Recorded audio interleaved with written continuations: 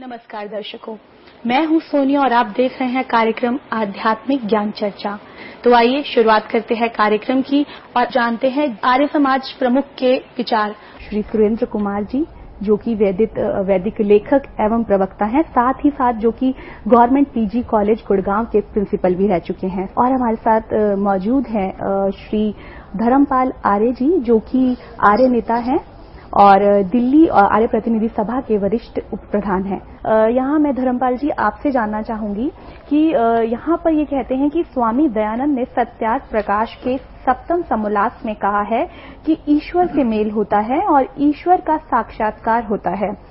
इससे पता चलता है कि स्वामी दयानंद ईश्वर को साकार मानते हैं, क्योंकि मेल और साक्षात्कार साकार का स्थूल ही होता है। इस प्रकार स्वामी दयानंद जो परमात्मा को निराकार मानते हैं, तो क्या उन्हें परमात्मा का ज्ञान नहीं है? इस बारे में आप क्या कहना चाहेंगे?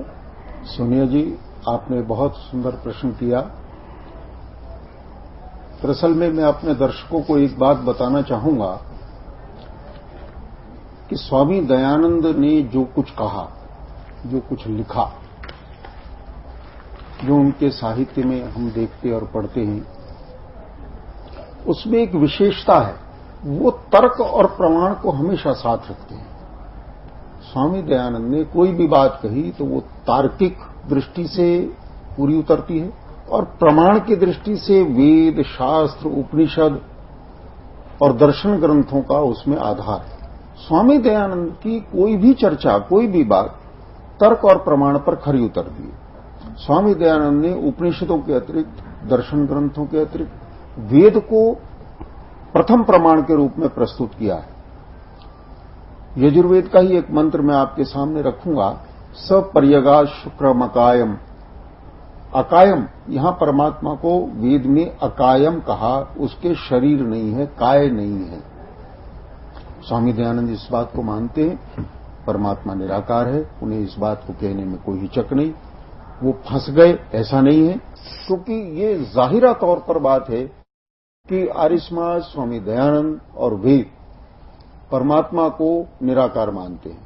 यदि हम बात करें संत रामपाल दास जी की, जिनके बहुत से आरोप हमारे दर्शक देखते हैं, जो कि स्वामी दयानंद की जो किताब जो लिखी गई है उसके ऊपर उन्होंने बहुत से ऐसे आरोप प्रत्यारोप करे हैं।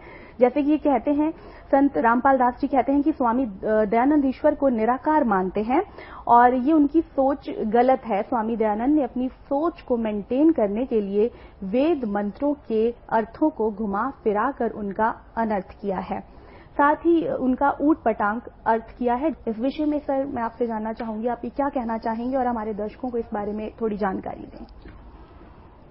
बंदी छोड़ भक्ति मुक्ति आश्रम बरवाला, जिला हिसार, हरियाणा के संचालक संत रामपाल दास की समस्या यह है कि वे शास्त्रीय परंपरा के व्यक्ति नहीं रहे। इसी कारण उनको शास्त्रीय नियमों की जानकारी नहीं है। उन्होंने विधिवत गुरु चरणों में बैठकर शास्त्रों का अध्ययन भी नहीं किया। वेद वेदांग आदि शास्त्रों का अध्ययन न करने के कारण वे वेद वेदांगों के मर्म को, वास्तविक रहस्य को नहीं समझ पा रहे हैं। वे विशुद्ध रूप से हिंदी भाषा का ज्ञान भी नहीं रखते, उसका शुद्ध उच्चारण वे नहीं कर सकते और संस्कृत तो उनके लिए बहुत ही कठिन है। उसके नियमों की जानकारी, वेद के अर्थों को करने के नियमों की जानकारी उनको नहीं मिल पाई है। यही कारण है कि वे महर्षि दयानंद के ऊपर आक्षेप लगा रहे हैं अपने अज्ञानता के कारण। महर्षि दयानंद ने वेद वेदांग शास्त्रों को अनेक वर्षों तक गुरु चरणों में बैठकर पढ़ा है और आश्चर्य की बात यह है कि जो वेदार्थों को न जानने वाला, संस्कृत और हिंदी भाषा के व्याकरण को न जानने वाला व्यक्ति आज उनके अर्थों में दोष निकाल रहा है, वह वस्तुतः स्वामी दयानंद के दोष नहीं है, अपितु संत रामपाल दास की अज्ञानता के दोष हैं अथवा उनके अध्ययन के अभाव के दोष हैं। तो महर्षि दयानंद का अर्थ बिल्कुल सही है। संत रामपाल दास का जो अर्थ है वो वैदिक नियमों और संस्कृत ग्रामर के विरुद्ध है। तो दर्शकों, ये थे आर्य समाज प्रमुख के विचार, और आइए अब जानते हैं जगत गुरु तत्वदर्शी संत रामपाल जी के विचार। महाराज जी, परमात्मा साकार है या निराकार है? परमात्मा सर्वव्यापक है या एक स्थान पर रहता है? आप जी के क्या विचार हैं? सतगुरुदेव की जय। बंदी छोड़ कबीर साहिब की जय। बंदी छोड़ गरीबदास जी महाराज जी की जय हो। स्वामी रामदेवानंद जी गुरु महाराज जी की जय हो।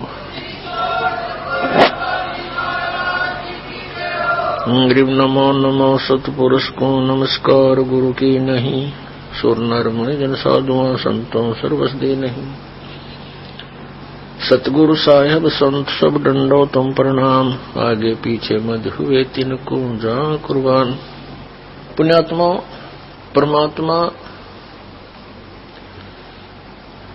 साकार है और एक स्थान पर विराजमान है, वो नर आकार है। आपको दिखाते हैं ढेर सारे प्रमाण वेदों में कि परमात्मा साकार है, नर आकार है, ऊपर के लोकों में विराजमान है, वहां से गति करके आता है और अपने तत्व ज्ञान को स्वयं ही सुनाता है, बताता है। कवियों की तरह वो आचरण करता है। जो ये कहते हैं कि परमात्मा निराकार है और वेदों में निराकार लिखा है, उन्होंने वेदों का कैक है भी पता नहीं। और महर्षि दयानंद पूर्ण रूप से अज्ञानी थे, उनको वेदों का कैक है भी ज्ञान नहीं था। आपके सामने अब ढेर सारे प्रमाण प्रस्तुत करते हैं। पुण्यात्माओं, ये दयानंद के चेले कहते हैं रामपाल ने ना तो संस्कृत आती, ना वो विशुद्ध रूप से उच्चारण कर पाता। अरे भले आदमियों, जैसे कोई बालक है, छोटा सा बच्चा तोतला बोलता हो तो माँ उसकी सारी भाषा समझती है। भी केव चाव है, दूध मांगे है, रोटी मांगे है। रोटी कहेगा तो भी माँ समझ जाएगी रोटी मांगे है। दूध दू करेगा तो भी समझ जाएगी दूध मांगे है। तो नो समझ लो, दास उस परमात्मा का बालक है और मेरा परमात्मा मेरी सारी भाषा समझता है। और इन आचार्यों ने और इन विद्वानों ने, दयानंद के चेलिया ने सारी उम्र खोदी गछामी गछामी करता ने। और ये दयानंद के चेले ने कहे रामपाल ने वैदिक रीति से वेद नहीं पढ़े, ये दयानंद तुमने पढ़ रखे वेद काट दी टाट, ज्ञान भर दिया, कख भी नहीं पता इन लोगों को। और सबसे बड़ी खुशी तो ये मनानी चाहिए, इनको कुछ अकल आनी चाहिए जो विरोध कर रहे हैं दास का, कि ये कहते हैं रामपाल ने संस्कृत नहीं आती और ये सारे ग्रंथ खोल के दर दिए। तो यही दिमाग से काम ले लो, हु इज रामपाल, ये दास उस परमात्मा का। ये रामपाल दास उस परम पिता का, उस परमेश्वर कबीर देव का दास है। उसकी दी हुई बुद्धि से सब संत ग्रंथों को समझा है। कहते 9 मन सूत उड़ जिया, ये ऋषि रहे झकमार, और सतगुरु यानी तत्वदर्शी संत ईसा सुलझा दे, उड़ जाए दूसरी बार। अब ईसा सुलझा दिया है, इस कलयुग में नहीं उड़ सकता है। अब ये थोड़े से दिन में ये ट्या ट्या करने वाले हैं ना विरोधी, सिर पटक कर बैठ जाएंगे। जनता इन्हें बोलने नहीं देगा, बच्चा बच्चा भी बस चुप हो जाओ, तेरे दिन सुन ली तुम्हारी, ये बकवाद है। अरे सामने प्रमाण दिखा रहा है, दास ने गला पड़ा लिया और जेल तक जा लिया इस सच्चाई को ऊपर लाने के लिए, और ये फिर भी बकवाद कर रहे हैं। इस दास ने तो नौछावर कर रखा है जीवन परमात्मा के लिए। परमात्मा के बच्चों तक इस तत्व ज्ञान को पहुंचा कर छोड़ूंगा, चाहे कुछ भी बीतो मेरे साथ।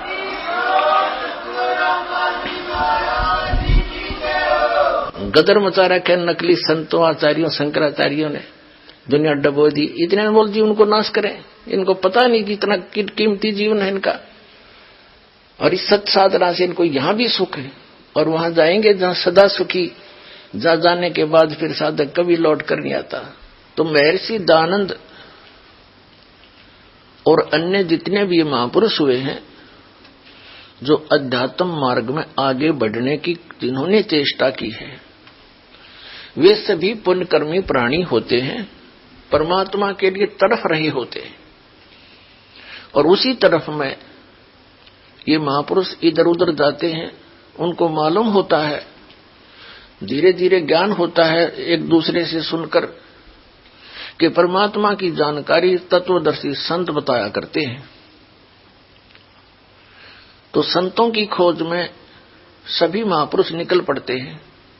पुण्यात्माएं जितनी भी हैं वो भगवान की भक्ति बिना नहीं रह सकते, उसके लिए वो संतों के पास जाते हैं।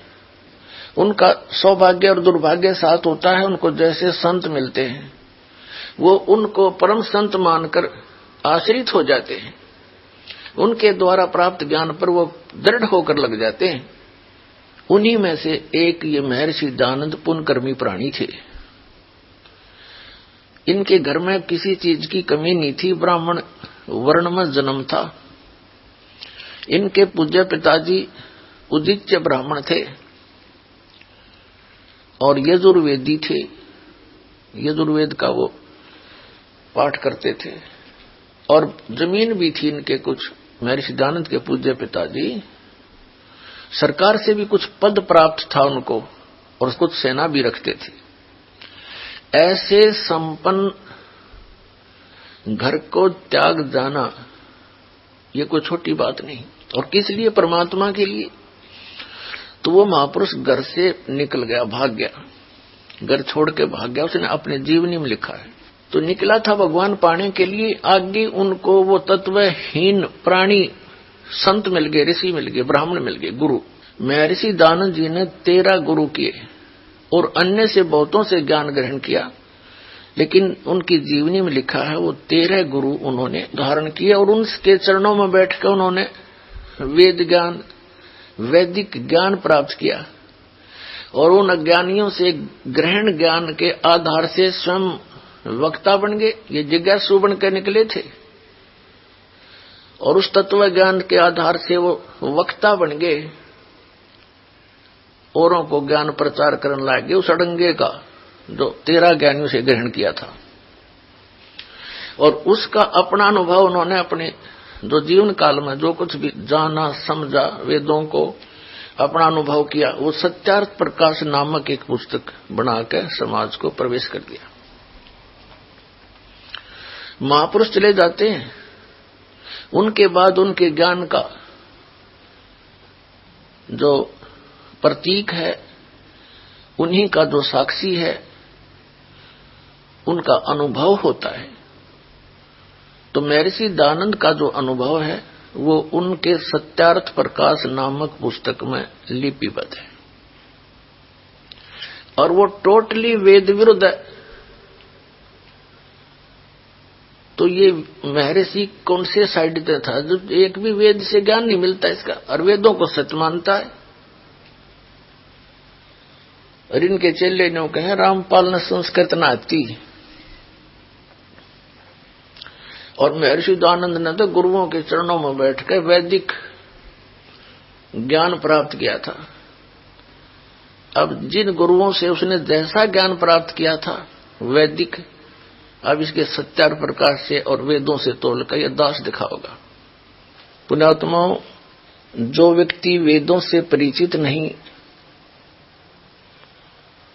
और वेदों को आधार मान के श्रद्धालुओं को ज्ञान बांटते हैं, तो उन्होंने भगत समाज के सामने सत्य पेश नहीं किया, असत्य का डंडोरा पीट दिया, असत्य की बुनियादी कर डाली। आर्य समाज के व्यक्ति सभी ये मानते हैं कि महर्षि दयानंद जी वेदों के पूर्ण विद्वान थे, और वो ये भी मानते हैं कि महर्षि दयानंद जी ने वेदों के आधार से सत्यार्थ प्रकाश नामक पुस्तक की रचना की है। और ये भी कहते हैं आर्य समाज और महर्षि दयानंद तथा वेद परमात्मा को निराकार मानते हैं। आर्य समाज और महर्षि दयानंद तो कुछ भी मानते रहो, पर वेदों का नाम लेकर भी क्यों झूठ बोलते हो तुम? वेदों को क्यों बदनाम करते हो? देखिएगा, वेद परमात्मा को साकार बताते हैं, नर आकार बताते हैं, सशरीर बताते हैं। उसका नाम कबीर देव है। कबीर, हम उसको कबीर साहब कहते हैं। महर्षि दयानंद जी और उनके अनुयायी नहीं मानते कि परमात्मा कहीं ऊपर किसी एक स्थान पर विराजमान है, जबकि वेदों में ढेर सारे प्रमाण हैं कि परमात्मा एक स्थान पर ऊपर के लोक में रहता है और वहां से गति करके चल के यहां आता है, अच्छी आत्माओं को मिलता है। अब आपके समक्ष इन्हीं आर्य समाज के प्रवर्तक महर्षि दयानंद सरस्वती जी द्वारा अनुवादित तथा उनके ही अनुयायी आचार्यों द्वारा अनुवादित वो वेद रूबरू करते हैं, जिनमें परमात्मा सशरीर नर आकार मनुष्य सदृश है, राजा के समान देखने में ऊपर के लोक में विराजमान है, वहां से गति करके यहां आता है और अच्छी आत्माओं को मिलता है। देखिएगा, ऋग्वेद ये 9 और 10 मंडल इकट्ठे ही अनुवादित हैं। हिंदी भाषा ये कौन है इन प्रकाशक और अनुवादक? सार्वदेशिक आर्य प्रतिनिधि सभा, महर्षि दयानंद भवन, रामलीला मैदान, नई दिल्ली। ये इनके फोन और फैक्स नंबर है। आर्य भाषा भाष्य यानी अनुवाद करता, मुद्रक है Prince offset printers, 1510 Pataudi house, Daryaganj, नई दिल्ली। फोन नंबर इतने उनके। इन्हीं का अनुवाद है। एक विशेष आश्चर्य की बात है पुण्यात्माओं, जो वेदों के जानकार कहलाते हैं और परमात्मा को निराकार बताते हैं, उन्हीं के कर कमलों से अनुवादित हैं ये वेद। यहां परमात्मा ने दया करी आप और हम पर, इनकी बुद्धि पर पत्थर डाल दिए, इन चंद श्लोकों के अनुवाद ठीक करवा दिए। अन्यथा यदि ये दास अनुवाद करता, ऐसा ही करना था। लेकिन ये कहते कि रामपाल को संस्कृत नहीं आती, उसने गुरुओं के पास बैठकर जो ना वैदिक रीति से ग्रंथों को पढ़ा नहीं, यह भी समस्या हल करवा दी परमपिता ने आपके लिए। इन्हीं इंजीनियरों के द्वारा अनुवाद करवा दिया। अब कहीं चुल्लू भर पानी में डूब कर मर जाएंगे। जो न्यू क्या करते वेदों में निराकार परमात्मा बताया है, देखिएगा। हम पहले इसको लेते हैं, ऋग्वेद मंडल नंबर 9, सूक्त 82 और मंत्र नंबर 1। इसमें क्या कहा है कि सर्व उत्पादक प्रभु यानी सब की उत्पत्ति करने वाला परमात्मा, प्रकाश रूप सद्गुणों की वृष्टि करने वाला और पापों का हरण करने वाला, नाश करने वाला, वह परमात्मा, वह राजेव राजा के समान। राजेव राजा के ये 269 पर 269 पर है। आगे इसका शेष अनुवाद यहां पर है 270 पर। ऋग्वेद मंडल नंबर 9 सूक्त 82 का मंत्र 1 पढ़ रहे हैं। राजा के समान दर्शन यह है, नर आकार है, राजा के समान देखने योग्य है। वह पृथ्वी आदि लोक लोकांतरों के चारों ओर शब्दमान हो रहा है। वह वर्णीय पुरुष को यानी अच्छी आत्मा को, जो दृढ़ भक्त है, उसको पवित्र करता हुआ प्राप्त होता है। जिस प्रकार विद्युत आकाशीय बिजली स्नेह वाले स्थानों को आधार बनाकर प्राप्त होता है, उसी प्रकार उक्त गुणों वाले परमात्मा ने इन ब्रह्मांडों को उत्पन्न किया। अब इसमें क्या स्पष्ट हो गया कि परमात्मा सशरीर है और पापों का नाश करने वाला है, और वो दृढ़ भक्त को, अच्छी आत्मा को आकर मिलता है, वहां से चल कर आता है, राजा के समान देखने योग्य है। वो उद्देश्य क्या लेकर आते हैं देखिएगा। ऋग्वेद मंडल नंबर 9 सूक्त 82 का अब मंत्र 1 पढ़ लिया, अब 2 पढ़ देंगे। हे परमात्मन, उपदेश करने की इच्छा से आप, यानी तत्व ज्ञान बताने के लिए आप महापुरुषों को प्राप्त होते हो, उनको मिलते हो। आप अत्यंत गतिशील पदार्थ के समान हमारे आध्यात्मिक यज्ञ को प्राप्त होते हैं। आप इन्होंने कबीर का अर्थ सर्वज्ञ कर दिया। ये है कबीर वेदस्य, जो पर लगा है, संधि छेद करके इन्होंने इसका अर्थ सर्वज्ञ कर दिया। यहां लिखना था आप कबीर देव हैं, शुद्ध स्वरूप हैं, हमारे पापों को दूर करके हे सोम, हे अमर परमात्मा, आप हमको सुख दें। अब ये समस्या हल करते हैं, ये समाधान करते हैं कि कबीर की जगह कबीर देव लिखना था। कबीर देव, हम जैसे वेदों को वेद बोलते हैं,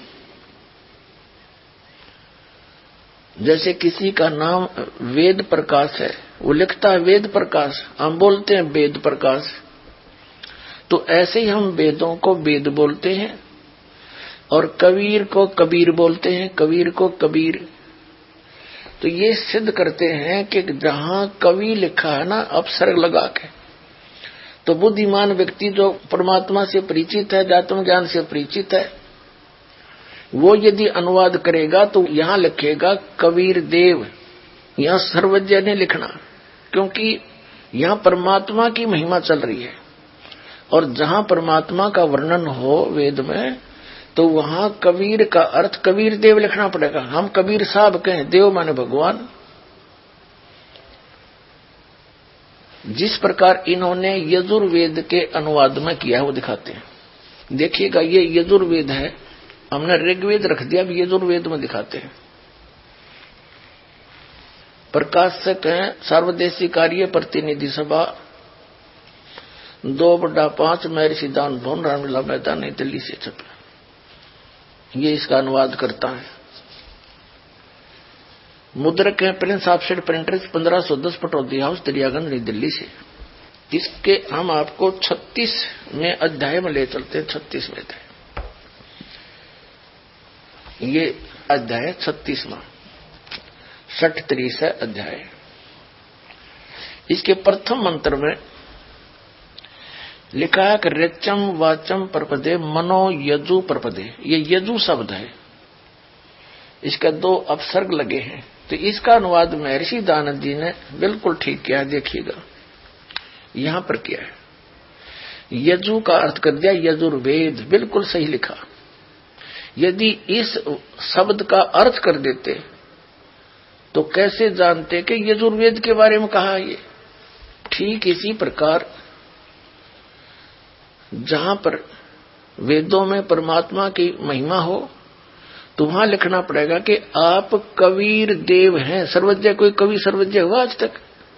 यदि कोई काव्यकार के बारे में कोई प्रकरण हो, प्रसंग हो, तो वहां कवि शब्द अंडरस्टूड है, काव्यकार है। लेकिन परमात्मा की महिमा है वेद में जहां पर, तो वहां कबीर देव लिखना पड़ेगा, उस कबीर का अर्थ। ठीक इसी प्रकार जहां पर कबीर कबीर शब्द है ऐसे लिखा हुआ, उसको कबीर देव लिखना चाहिए इन्होंने। हम वह को बै बोलते हैं, हम कवि को कवि बोलते हैं, कबीर। देव माने परमात्मा दिखाते हैं आपको इन्हीं के अनुवादों में। देखिएगा, ये अथर्ववेद है, ये कहां से छपा है ये देखिएगा। प्रकाशक है पंडिता राकेशा रानी, प्रधान कार्यालय वेद मंदिर महात्मा वेद भिक्षु सेवा आश्रम, लेखराम नगर, इब्राहिमपुर, मुकमेलपुर, दिल्ली। ठीक है, इसका चतुर्थ कांड देखेंगे। ये चतुर्थ कांड अनुवाक नंबर 1 और मंत्र नंबर 7 में इन्होंने सभी फैसला कर रखा है। इसमें क्या लिखा है कि संस्कृत में ये अथर्वणम पित्रम देवबंधु बृहस्पतिम नमसा आवगच्छात त्वम विश्वेशाम जनीता यथा स कबीर देव न दबायत सवधावान। इसमें इन्होंने देखो, इन्होंने कबीर का अर्थ कर दिया मेधावी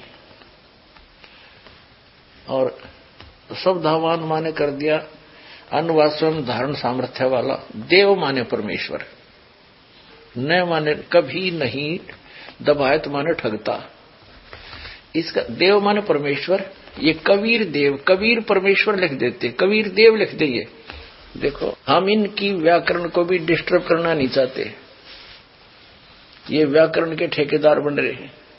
इसको लिख दें कबीर देव सीधा, बस। देव माने परमेश्वर, ये खुद अनुवादित कर रहे हैं, और कबीर माने कबीर। हम कबीर देव कहने लगे, कबीर परमेश्वर। वेद में जहां कबीर लिखा है, जैसे यजुर लिखा है, यजुहु यजुर, कवि ही कबीर, तो वो कबीर देव लिख दे जहां परमात्मा की महिमा चल रही हो। और जहां किसी काव्यकार का वर्णन है, वहां कवि का अर्थ अपने आप ही बदल जाता है। तो यहां परमात्मा की महिमा है वेदों में। अब हम फिर लेते हैं ऋग्वेद, यजुर्वेद रख दिया, अब ऋग्वेद। ये है वही ऋग्वेद,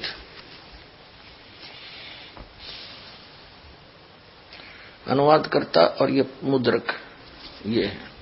अब हम इसके ऋग्वेद मंडल नंबर 9, सूक्त नंबर 82 और मंत्र नंबर 1 को तो हम पढ़ चुके हैं, फिर पढ़ लेते हैं एक बार। 82 का मंत्र नंबर 1,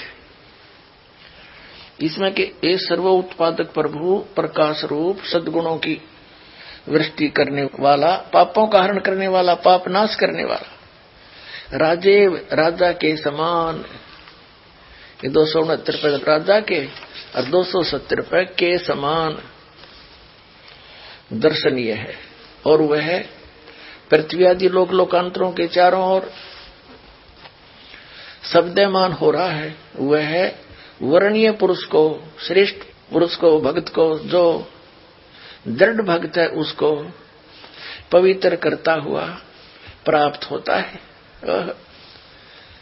जिस प्रकार विद्युत स्नेह वाले स्थानों को आधार बनाकर, विद्युत माने आकाशीय बिजली, प्राप्त होता है। अब इसका क्या अर्थ है? जैसे दृढ़ भक्त को, अच्छी आत्मा को भगवान मिलता है, और वो कैसे मिलता है? जैसे आकाशीय बिजली धातु विशेष पर गिरती है। जैसे पहले कांसी धातु के थाली और बेले हुआ करते, कांसी। और वर्षा के दिनों में यदि वो बाहर आंगन में पड़े होते तो हमारी दादी जी कहा करती कि इन कांसी के थाली और बेलों को अंदर रख लो। आकाशीय बिजली अमूमन कांसी धातु पर गिरती है, क्योंकि उसका उससे एक विशेष अट्रैक्शन होता है। ऐसे ही परमात्मा ऊपर के लोक में रहता, सतलोक में, जो लोक के तीसरे पृष्ठ पर विराजमान है, और वहां से गति करके आता है। उन अच्छी आत्माओं को, दृढ़ भक्तों को मिलता है। जो उनके मार्ग को आगे बढ़ा सके, विचलित ना हो, जो दृढ़ भक्त हो, उनसे उस परमात्मा का विशेष अट्रैक्शन होता है। वो परमात्मा किन किन को मिले हैं? आदरणीय धर्मदास साहिब जी को, बांधवगढ़ वाले को, आदरणीय मलुकदास साहिब जी को, आदरणीय नानक साहिब जी जो सिख धर्म के प्रवर्तक हैं, आदरणीय दादू साहिब जी को, आदरणीय गरीबदास साहिब जी गांव छुडानी जिला झज्जर वाले को, आदरणीय घीसा दास साहिब जी गांव खेखड़ा जिला मेरठ उत्तर प्रदेश वाले को, और आदरणीय महर्षि रामानंद जी को। तो इन महापुरुषों के बारे में दास को जानकारी है, जिन दृढ़ भक्तों को परमात्मा आकर मिले। तो उन महापुरुषों ने परमात्मा को जाना और सचखंड लेकर गए भगवान जहां वो रहते हैं सतलोक में, और वहां से वापस छोड़ा। फिर उन्होंने आंखों देखा हाल अपनी अमृतवाणी में वर्णन कर रखा है, और वो भी यही बताते हैं जो वेद बताते हैं। क्योंकि परमेश्वर कबीर जी जब ये लीला करने वो आते हैं, अच्छे भक्तों को मिलते हैं, तो उन्होंने स्वयं आकर बताया था कि वेद मेरा भेद है, मैं ना मिलूं वेदन के माही, और जौन वेद से मैं मिलूं वो वेद जानते नहीं। ये चारों वेद कबीर परमेश्वर जी कहते हैं मेरी ही महिमा का गुणगान करते हैं। लेकिन इन वेदों में मुझे पाने की, सतलोक में स्थायी स्थान पाने की वो विधि नहीं है। वो अन्य वेद है जो सूक्ष्म वेद, जो सच्चिदानंद घन ब्रह्म की वाणी में स्वयं परमात्मा आकर बताते हैं। उस वेद में, उस ज्ञान में, उस सूक्ष्म वेद में लिखा है, उसके बारे में इन वेदों में वर्णन नहीं। इसलिए जौन वेद से मैं मिलूं ये वेद जानते ना। तो अब कबीर परमेश्वर जी की महिमा परिपूर्ण है। वेद भी बताते हैं वो परमात्मा सतलोक में रहता है, वहां से गति करके आता है। और ये लीला परमेश्वर ने की हुई, कबीर परमेश्वर जी ने, जिसको धानक जुलाहा कहा करते, जो 600 वर्ष पहले सहश्री राय थे, कमल के फूल पर एक शिशु रूप धारण करके विराजमान हुए थे। और उसके बाद नीरुनिमा नाम के एक निसंतान दंपति थे, वो उनको उठा ले गए। वहां उनकी परवरिश की लीला हुई। धीरे धीरे छोटी सी उम्र में बड़े होते ही 5 वर्ष की आयु में बड़े बड़े विद्वानों के छक्के छुड़ा दिए थे परमात्मा ने, इस तत्व ज्ञान के आधार से। लेकिन उन निकम्मी आत्माओं ने, ऋषियों, महर्षियों, मंडलेश्वरों ने, अज्ञानियों ने, आचार्यों और शंकराचार्यों और उन नकली ब्राह्मणों ने परमात्मा के उस ज्ञान को ऊपर नहीं आन दिया। आज इस दास को भेजा है। ऐसे समय में परमात्मा ने सबसे पहले आपको शिक्षित किया, सदग्रंथों से दास को परिचित किया, और ये ऐसे इंस्ट्रूमेंट बनवा दिए, आप घर बैठे देख सकते हो सच्चाई को, या रजा करी भगवान आपके ऊपर। तो प्रसंग चल रहा है, परमात्मा वेदों में सशरीर है, मनुष्य दृश्य है, और वो राजा के समान देखने योग्य है। एक स्थान पर रहता है, वो भी प्रमाण करते हैं। वो किस उद्देश्य से आता, वहां से गति करके देखिए। ऋग्वेद मंडल नंबर 9 सूक्त 82 मंत्र 1 पढ़ लिया आपने, अब दूसरा पढ़ेंगे। हे परमात्मा, उपदेश करने की इच्छा से, यानी ज्ञान देने की इच्छा से आप महापुरुषों को प्राप्त होते हो। आप अत्यंत गतिशील पदार्थ के समान हमारे अध्यात्म यज्ञ को प्राप्त होते हैं। आप, इन्होंने जो सर्वज्ञ कर दिया, यहां लिखना आप कबीर देव हैं। हम उसको कबीर साहब कहते, कबीर भगवान, अल्लाहू अकबर, शुद्ध स्वरूप हैं। हमारे पापों को दूर करके ही सोम आप हमको सुख दें। प्रेम भाव को उत्पन्न करते हुए पवित्रता को उत्पन्न करें। ठीक है, अब हम आपको दिखाते हैं ऋग्वेद मंडल नंबर 9 सूक्त 86 का मंत्र नंबर 26। इसमें क्या है, ये कविरत्व है, कविरत्व। यहां देखा, यज्ञ करने वाले यजमानों के लिए, यानी यज्ञ माने धार्मिक अनुष्ठान, भक्ति करने वाले यजमान माने भक्तों के लिए परमात्मा सब रास्तों को सुगम करता हुआ उनके विघ्नों को, संकटों को नाश करता है, मर्दन करता है, उनको पवित्र करता हुआ और अपने रूप को सरल करता हुआ वह कांति में परमात्मा वो कबीर देव है। यहाँ सर्वजनी यहाँ लिखना था कबीर देव, कबीर साहब विद्युत के समान क्रीड़ा करता हुआ वर्णीय पुरुष को यानी अच्छी आत्मा को, श्रेष्ठ भक्त को प्राप्त होता है। आप देखो ऋग्वेद मंडल नंबर 9 सूक्त 86 का मंत्र 26 पढ़ लिया, अब 27 पढ़ेंगे।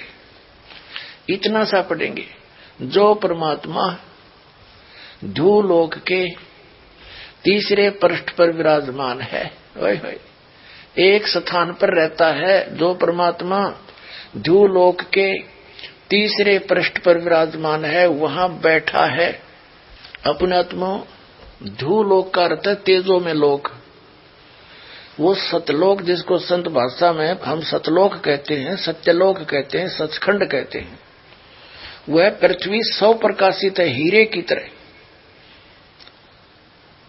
और उस सतलोक के 3 पोर्शन हैं, 3 विभाग, डिवीजन हैं। तो उसके तीसरे विभाग में सबसे ऊपर वाले स्थान पर परमात्मा विराजमान है, गुम्बज के अंदर सिंहासन के ऊपर राजा की तरह। सिर पे मुकुट है, ऊपर सफेद छत्र है। अपने आत्मा महर्षि दयानंद क्या कहते हैं, क्या मानते हैं कि परमात्मा एक स्थान पर नहीं है। अब थोड़ा सा उसका प्रकरण दिखाते हैं सत्यार प्रकार से, फिर आगे चलेंगे।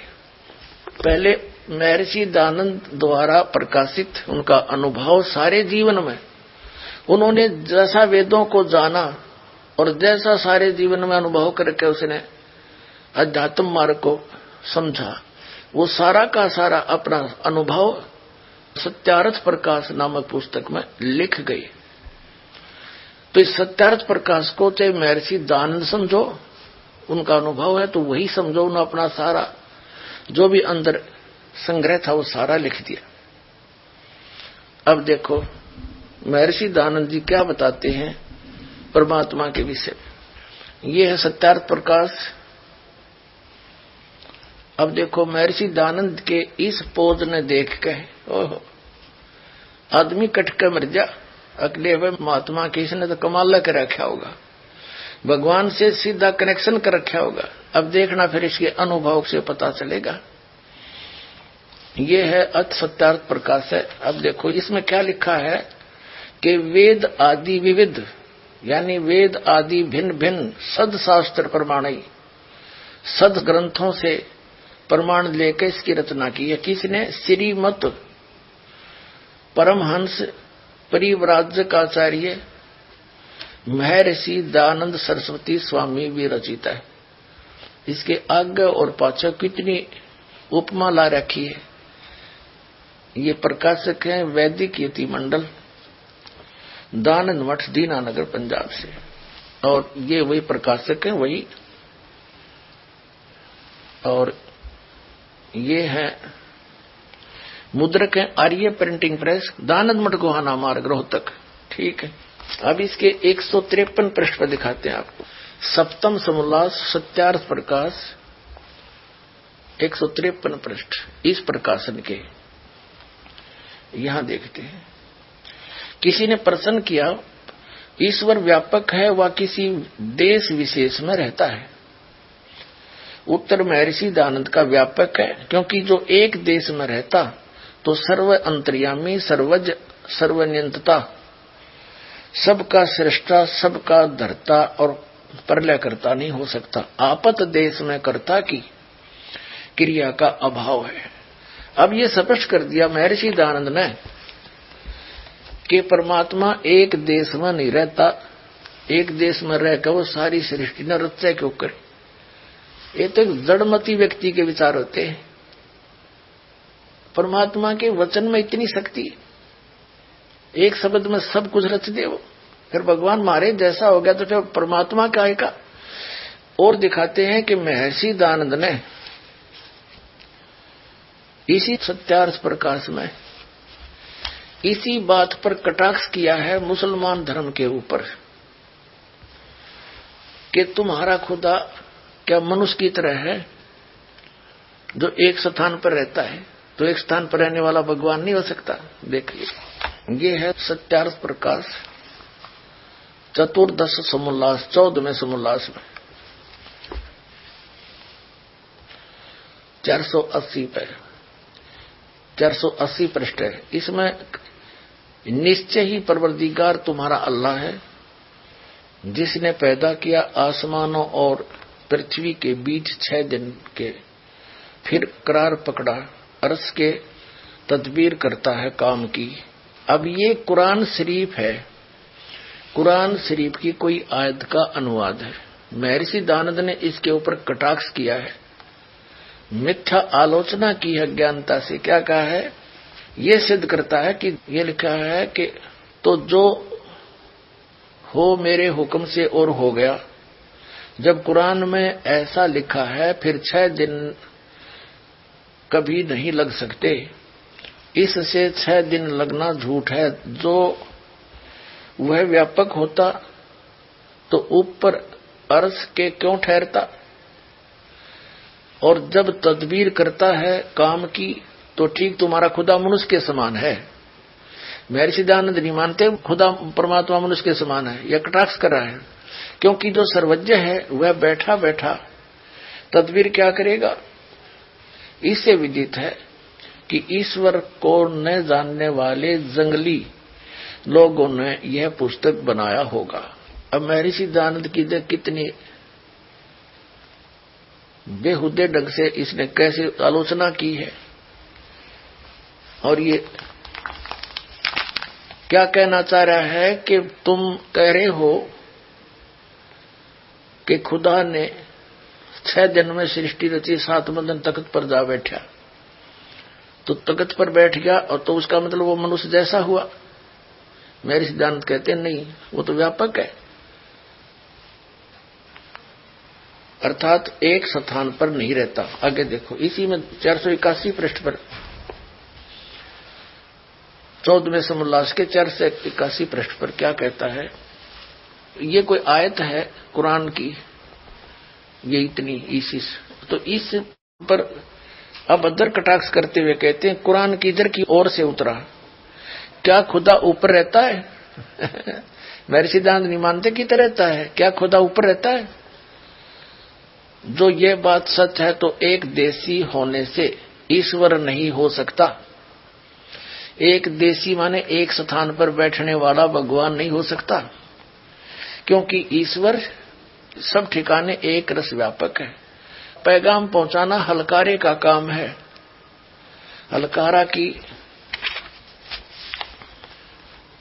आवश्यकता उसी को होती है जो मनुष्यवत एक देशी हो,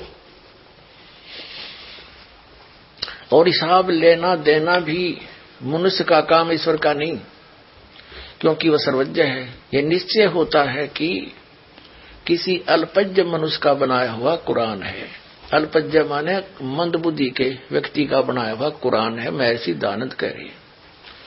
अब इसमें क्या स्पष्ट कर दिया स्वामी जी ने, महर्षि दयानंद जी ने, कि ये नहीं मानते परमात्मा मनुष्य जैसा है, ये नहीं मानते कहीं एक ठिकाने रहता है,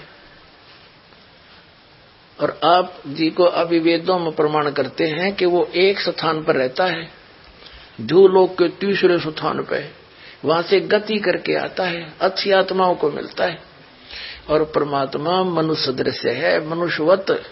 अभी आपने सुने जगत गुरु तत्वदर्शी संत रामपाल जी महाराज के विचार, और आइए अब जानते हैं आर्य समाज प्रमुख के विचार। बंदी छोड़ भक्ति मुक्ति आश्रम बरवाला जिला हिसार हरियाणा के संचालक संत रामपाल दास कि समस्या यह है कि वे शास्त्रीय परंपरा के व्यक्ति नहीं रहे। इसी कारण उनको शास्त्रीय नियमों की जानकारी नहीं है। उन्होंने विधिवत गुरु चरणों में बैठकर शास्त्रों का अध्ययन भी नहीं किया। वेद वेदांग आदि शास्त्रों का अध्ययन न करने के कारण वे वेद वेदांगों के मर्म को, वास्तविक रहस्य को नहीं समझ पा रहे हैं। अभी आपने सुने आर्य समाज प्रमुख के विचार और आइए अब जानते हैं जगत गुरु तत्वदर्शी संत रामपाल जी महाराज के विचार। ये दयानंद के चेले कहते हैं रामपाल ने ना तो संस्कृत आती, ना वो विशुद्ध रूप से उच्चारण कर पाता। अरे भले आदमियों, जैसे कोई बालक है, छोटा सा बच्चा तोतला बोलता हो तो माँ उसकी सारी भाषा समझती है। भी केव चाव है, दूध मांगे है, रोटी मांगे है, रोटी कहेगा तो भी माँ समझ जाएगी रोटी मांगे है, दूध दू करेगा तो भी समझ जाएगी दूध मांगे है। तो नो समझ लो दास उस परमात्मा का बालक है और मेरा परमात्मा मेरी सारी भाषा समझता है। और इन आचार्यों ने और इन विद्वानों ने, दयानंद के चेलिया ने सारी उम्र खोजी गछामी गछामी करता ने। और ये दयानंद के चेले नो कहे रामपाल ने वैदिक रीति से वेद नहीं पढ़े। ये दयानंद ने तुमने पढ़ रखे वेद काट दी टाट, ज्ञान भर दिया, कख भी नहीं पता इन लोगों को। और सबसे बड़ी खुशी तो ये मनानी चाहिए, इनको कुछ अकल आनी चाहिए जो विरोध कर रहे हैं दास का, कि ये कहते हैं रामपाल ने संस्कृत नहीं आती और ये सारे ग्रंथ खोल के दर दिए। तो यही दिमाग से काम ले लो, हु इज रामपाल, ये दास उस परमात्मा का। अभी आपने सुने जगत गुरु तत्वदर्शी संत रामपाल जी महाराज के विचार और आइए अब जानते हैं आर्य समाज प्रमुख के विचार। कि आर्य समाज स्वामी दयानंद और वेद परमात्मा को निराकार मानते हैं।